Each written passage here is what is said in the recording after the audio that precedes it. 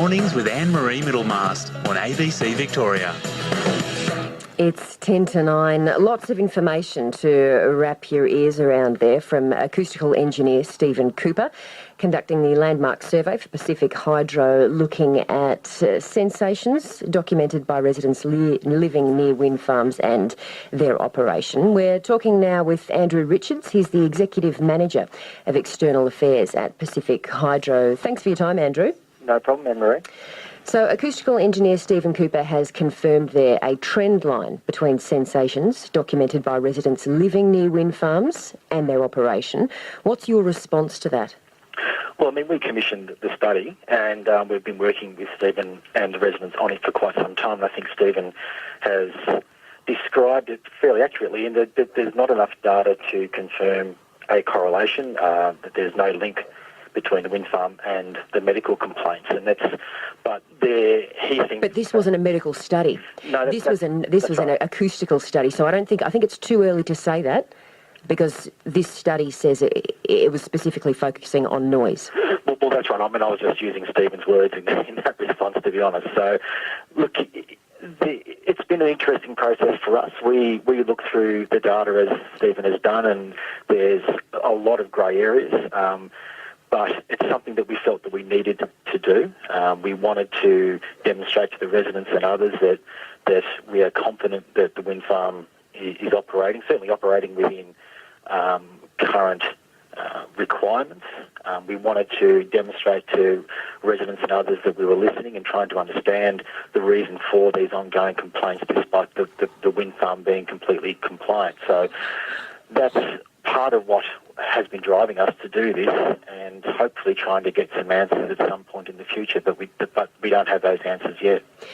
Stephen did say in that interview there that in his mind there's no medical correlation between the operation of wind farms and residents living nearby, but as he also stated quite clearly that it wasn't a medical study. No. He has said that he thinks that the study uncovered a tool which could lead to further research, specifically a medical study. Will Pacific Hydro be considering that down the track? Look, we're not acousticians and we're not medical experts. Would you consider funding a study? No, we won't be funding any more. Even in conjunction with the federal or state government? No. Look, at the end of the day, we feel as though we have gone above and beyond what has been required of us.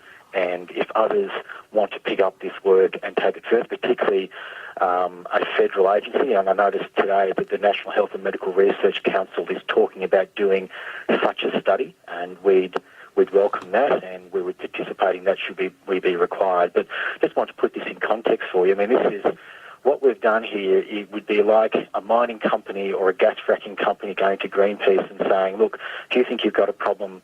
Do you think we've got a problem with our environmental compliance? You bring your experts in. We'll give you absolute access to everything. We'll pay for it, and we'll publish the report. Now, I'm not sure if there's too many mining companies or gas fracking companies that would do that, but that's what we've done here, because we wanted to demonstrate to people that we were listening and trying to understand their issue. So is it just a symbolic gesture then, if there's no point in funding any further research that specifically examines the medical impacts here, then is it purely just symbolic? No, it's far from a symbolic gesture. This is something which is part of a much broader piece of work that Pacific Hydro is doing to engage with communities that live near its wind farms. This is part of that ongoing work. We recognised over the last 12 to 18 months that perhaps we hadn't done the best job of engaging with some of our communities. Their expectations of us have moved forward when we hadn't, so we're trying to address that. So this report is part of that. But certainly this is a complex issue, as Stephen describes. It requires more work. The sorts of studies that Stephen is talking about cost millions and millions of dollars and need to be much broader than just looking at 6 residents near one wind farm. It needs to be quite an extensive piece of work. Will you run this? You've mentioned there that it needs to be broader. Will you run this kind of study at any of your other wind farm sites? No, we won't. No.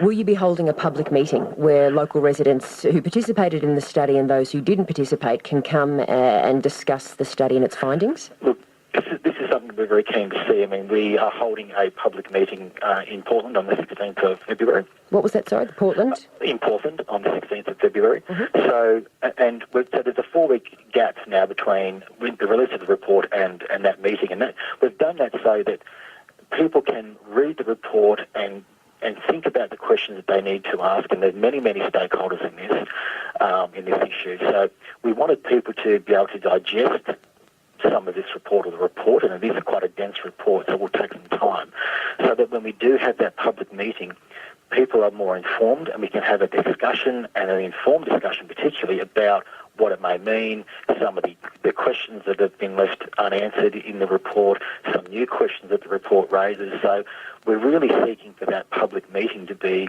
a good, rational exchange of information that can start to move this forward one way or the other. So we'll definitely be doing that.